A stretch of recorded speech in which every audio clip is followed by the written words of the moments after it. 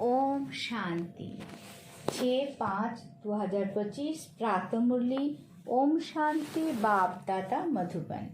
बाबा के मधुर महावाक्य। मीठे बच्चे, याद में रहने की मेहनत करो तो पावन बनते जाएंगे। अभी बाप तुम्हें पढ़ा रहे हैं, फिर साथ में ले जाएंगे। प्रश्नों, कौन सा पैगाम तुम्हें सभी को देना है? उत्तर, अब घर चलना है, इसलिए पावन बनो। पतित पावन बाप कहते हैं, मुझे याद करो तो पावन बन जाएंगे। यही पैगाम सभी को दो। बाप ने अपना परिचय तुम बच्चों को दिया है, अब तुम्हारा कर्तव्य है बाप का शो करना। कहा भी जाता है, सन सोस फादर। गीत मरना तेरी गली में। ओम शांति। बच्चों ने गीत का अर्थ सुना कि बाबा हम आपकी रुद्रमाला में फिरो ही जाएंगे। ये गीत तो भक्ति मार्ग के बने हुए हैं। जो भी दुनिया में सामग्री है, जप तप पूजा पाठ, ये सब है भक्ति मार्ग। भक्ति रावण राज्य, ज्ञान राम राज्य। ज्ञान को कहा जाता है नॉलेज, पढ़ाई। भक्ति को पढ़ाई नहीं कहा जाता। उसमें कोई उद्देश्य नहीं कि हम क्या बनेंगे। भक्ति पढ़ाई नहीं है। राजयोग सीखना ये पढ़ाई है। पढ़ाई एक जगह स्कूल में पढ़ी जाती है। भक्ति में तो दर दर धक्के खाते हैं। पढ़ाई माना पढ़ाई, तो पढ़ाई पूरी रीति पढ़नी चाहिए। बच्चे जानते हैं हम स्टूडेंट है। बहुत है जो आपने को स्टूडेंट नहीं समझते हैं, क्योंकि पढ़ते ही नहीं है। ना बाप को बाप समझते हैं, ना शिव बाबा को सदगति दाता समझते हैं। ऐसे भी है बुद्धि में कुछ भी बैठता ही नहीं। राजधानी स्थापन होती है ना, उसमें सभी प्रकार के होते हैं। बाप आए ही है पतितों को पावन बनाने। बाप को बुलाते हैं, हे पतित पावन आओ। अब बाप कहते हैं पावन बनो। बाप को याद करो। हर एक को पैगाम देना है बाप का। इस समय भारत ही वेश्यालय है, पहले भारत ही शिवालय था। अभी दोनों ताज नहीं है, ये भी तुम बच्चे ही जानते हो। आप पतित पावन बाप कहते हैं मुझे याद करो तो तुम पतित से पावन बन जाएंगे। याद में ही मेहनत है। बहुत थोड़े हैं जो याद में रहते हैं। भक्त माला भी थोड़ों की है ना। धन्ना मागन, नारद, मीरा आदि का नाम है। इसमें भी सब तो नहीं आकर पढ़ेंगे। कल पहले जिन्होंने पढ़ा है वही आते हैं। कहते भी है बाबा हम आपसे कल पहले भी मिले थे, पढ़ने अथवा याद की यात्रा सीखने। अभी बाप आए ही है तुम बच्चों को ले जाने। समझाते हैं तुम्हारी आत्मा पतित से इसलिए बुलाते हो कि आकर पावन बनाओ। अब बाप कहते हैं मुझे याद करो, पवित्र बनो। बाप पढ़ाते हैं, फिर साथ में भी ले जाएंगे।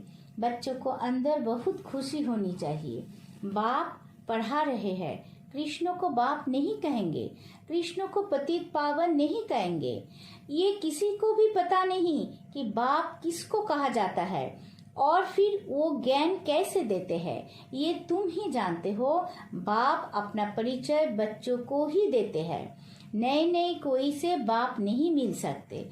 बाप कहते सनसोस फादर। बच्चे ही बाप का शो करेंगे। बाप को कोई से भी मिलने बात करने का नहीं है। भल इतना समय बाबा नए नए से मिलते रहते हैं। ड्रामा में था, ढेर आते थे। मिलिट्री वाली के भी बाबा ने समझाया है, उनका उद्धार करना है। उनको भी धंधा तो करना ही है, नहीं तो दुश्मन बार कर लेंगे। सिर्फ बाप को याद करना है। गीता में है जो युद्ध के मैदान में शरीर छोड़ेंगे वो स्वर्गों में जाएंगे, परंतु ऐसे तो जा ना सके। स्वर्ग स्थापन करने वाला भी जब आए तब ही जाएंगे।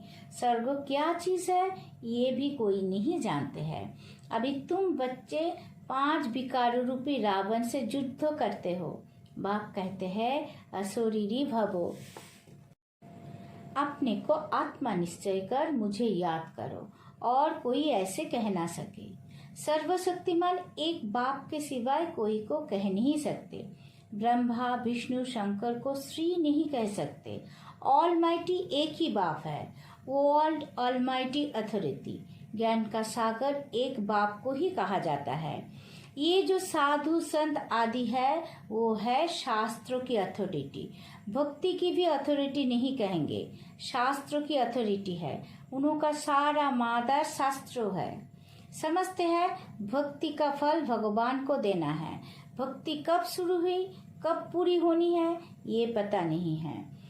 भक्त समझते हैं भक्ति से भगवान राजी होगा, भगवान से मिलने की इच्छा रहती है, परंतु वो किसी की भक्ति से राजी होगा?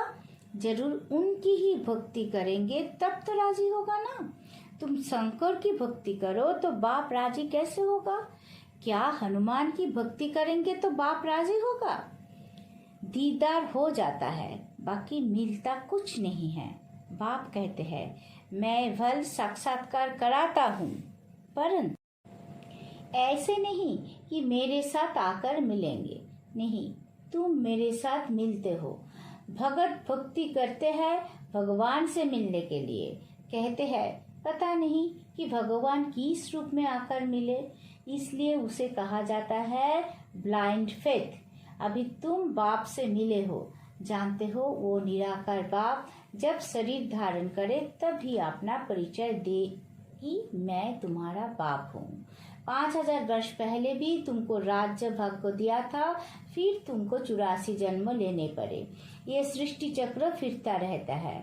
दाफर के बाद ही दूसरे धर्म आते हैं, अपना अपना धर्म आकर स्थापन करते हैं। इसमें कोई बढ़ाई की बात नहीं है, बढ़ाई किसकी भी नहीं है। ब्रह्मा की बढ़ाई तब है जब बाप आकर प्रवेश करते हैं, नहीं तो ये धंधा करता था। इनको भी थोड़ी ही पता था मेरे में भगवान आएंगे। बाप ने प्रवेश कर समझाया है कि कैसे मैंने इनमें प्रवेश किया, कैसे इनको दिखाया मेरा सो तुम्हारा, तुम्हारा सो मेरा। देख लो, तुम मेरे मददगार बनते हो अपने तन मन धन से, तो उनकी एवज में तुमको ये मिलेगा। बाप कहते हैं मैं साधारण तन में प्रवेश करता हूँ, जो अपने जन्मों को नहीं जानते, परंतु मैं कब आता हूँ, कैसे आता हूँ, ये किसी को पता नहीं है। अभी तुम देखते हो साधारण तन में बाप आए हैं, इन द्वारा हमको ज्ञान और जोग सिखला रहे हैं। ज्ञान तो बहुत सहज है। नर्क का फटक बंद हो, स्वर्ग का फटक कैसे खुलता है ये भी तुम जानते हो। दाफर में रावण राज्य शुरू होता है, अर्थात नर्क का द्वार खुलता है। नई और पुरानी दुनिया को आधा आधा में रखा जाता है। तो आप बाप कहते हैं मैं तुम बच्चों को पतित से पावन होने की युक्ति बताता हूँ। बाप को याद करो तो जन्म जन्मांतर के पाप नाश हो जाए। इस जन्मों के पाप भी बताते हैं, याद तो रहते हैं ना। क्या पाप किए हैं, क्या क्या दान पुण्य किया है, इसको आपने छोटेपन का पता है ना। श्री कृष्ण का ही नाम है सावरा और गोरा, श्याम सुंदर। उनका अर्थ कभी कोई की बुद्धि में नहीं आएगा। नाम श्याम सुंदर है तो चित्रों में काला बना दिया है। रघुनाथ के मंदिर में देखेंगे वहाँ भी काला, हनुमान का मंदिर देखो तो सबको काला बना देते हैं। ये है ही पतित दुनिया। अभी तुम बच्चों को ओना फिक्र है कि हम सावरे से सुंदर बने, उसके लिए तुम बाप की याद में रहते हो। बाप कहते हैं ये अंतिम जन्म है, मुझे याद करो तो पाप भस्म होंगे। जानते हैं बाप आए हैं ले जाने, तो जरूर शरीर यहाँ छोड़ेंगे, शरीर सहित थोड़ी ही ले जाएंगे। पतित आत्माएं भी जा ना सके, जरूर बाप पावन बनने की युक्ति बताएंगे। तो कहते हैं मुझे याद करो तो विकर्म विनाश हो। भक्ति मार्ग में है अंधश्रद्धा। शिव काशी कहते हैं, फिर कहते हैं शिव ने गंगा लाई, भागीरथ से गंगा निकली। अब पानी माथे से कैसे निकलेगा? भागीरथ कोई ऊपर पहाड़ पर बैठा है क्या, जिसकी जटाओं से गंगा आएगी? पानी जो बरसता है सागर से सीखते है, जो सारी दुनिया में पानी जाता है। नदियां तो सब तरफ है, पहाड़ों पर बर्फ जम जाती है, वो भी पानी आता रहता है। पहाड़ों के अंदर गुफाओं में जो पानी रहता है वो फिर कुओं में आता रहता है, वो भी बरसात के आधार पर है। बरसात ना पड़े तो कुओं भी सूख जाते हैं। कहते भी है, बाबा हमको पावन बनाकर स्वर्गों में ले जाओ। आज ही स्वर्गो कृष्णपुरी की है। विष्णुपुरी का किसी को पता नहीं है। श्री कृष्ण के मुरीद कहेंगे, जहाँ देखो कृष्ण ही कृष्ण है।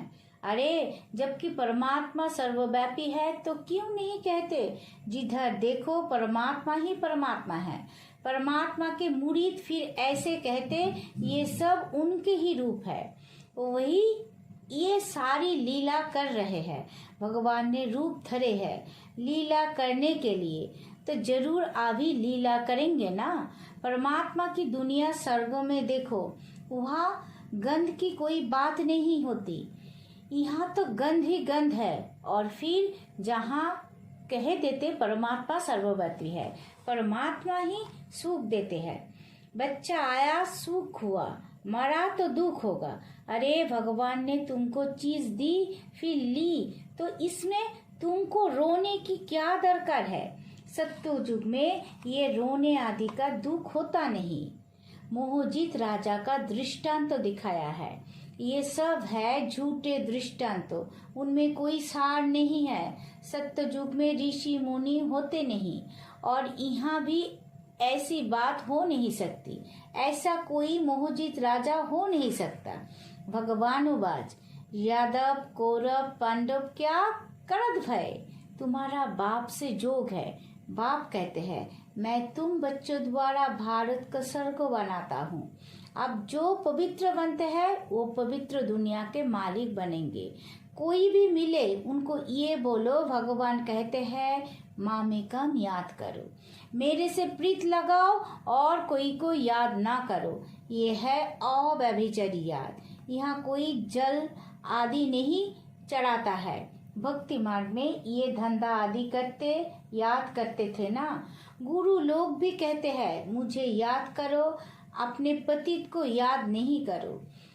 तुम बच्चों को कितनी बातें समझाते हैं, मूल बात है कि सभी को पैगाम दो। बाबा कहते हैं मामेकम याद करो। बाबा माना ही भगवान, भगवान तो निराकार है।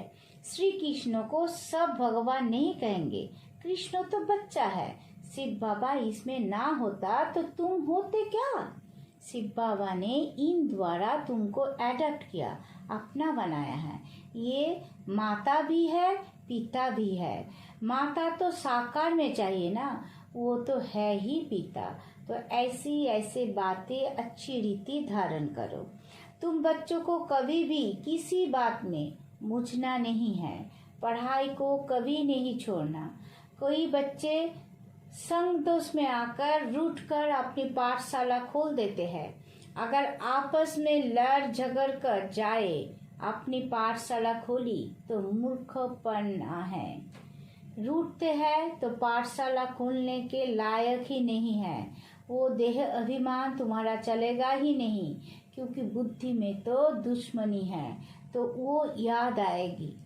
कुछ भी किसी को समझा नहीं सकेंगे। ऐसे भी होता है, जिसको ज्ञान देते हैं वो तीखे चले जाते हैं, खुद गिर पड़ते हैं। खुद भी समझते हैं मेरे से उनकी अवस्था अच्छी है। पढ़ने वाला राजा बन जाए और पढ़ाने वाला दास दासी बन जाते हैं। ऐसे ऐसे भी है। पुरुषार्थ कर बाप के गले का हार बनना है। बाबा जीते जी मैं आपका बना हूँ। बाप की याद से ही बेड़ा पार होना है। अच्छा, मीठे मीठे सिकी लथे बच्चों प्रति माता पिता बाप दादा का याद प्यार और गुड मॉर्निंग। रूहानी बाप की रूहानी बच्चों को नमस्ते। हम सब रूहानी बच्चों की रूहानी माता पिता बाप दादा को याद प्यार गुड मॉर्निंग, नमस्ते नमस्ते नमस्ते। सदा रहेंगे हंसते। शुक्रिया मठा बाबा, शुक्रिया। धारणा के लिए मुख्य सार। पहला पॉइंट, कभी किसी बात में मुझना नहीं है। आपस में रूठकर पढ़ाई नहीं छोड़नी है। दुश्मनी बनाना भी देह अभिमान है। संग दोष से अपनी बहुत बहुत संभाल करनी है। पावन बनना है, अपनी चलन से बाप का शो करना है। दूसरा पॉइंट, प्रीत बुद्धि बन एक बाप की और व्याधिचरी याद में रहना है। तन मन धन से बाप के कर्जों में मददगार बनना है। वरदान, न्यारे और प्यारे बनने का राज जानकर राजी रहने वाले राज्य युक्त भवो। जो बच्चे प्रवृत्ति में रहते न्यारे और प्यारे बनने का राज जानते हैं, वो सदा स्वयं से राजी रहते हैं, प्रवृत्ति को भी राजी रखते हैं। साथ साथ सच्ची दिल होने के कारण साहिब भी सदैव उन पर राजी रहता है। ऐसे राजी रहने वाले राजयुक्त बच्चों को अपने प्रति व अन्य किसी के प्रति किसी को काजी बनाने की जरूरत नहीं रहती, क्योंकि वो अपना फैसला अपने आप कर लेते हैं। इसलिए उन्हें किसी को काजी, वकील या जज बनाने की जरूरत ही नहीं। स्लोगन, सेवा से जो दुआएं मिलती है वो दुआएं ही तंदुरुस्ती का आधार है। अब बैक तो इशारे, रूहानी रॉयल्टी और प्योरिटी की पर्सनालिटी धारण करो। जैसे स्थूल शरीर में विशेष सांस चलना आवश्यक है, सांस नहीं तो जीवन नहीं। ऐसे ब्राह्मण जीवन का सांस है पवित्रता। 21 जन्मों की प्रारब्ध का आधार पवित्रता है। आत्मा और परमात्मा के मिलन का आधार पवित्र बुद्धि है। संगम युगी प्राप्तियों का आधार और भविष्य में पूज्य पद पाने का आधार पवित्रता है। इसलिए पवित्रता की पर्सनैलिटी को वरदान रूप में धारण करो। ओम शांति।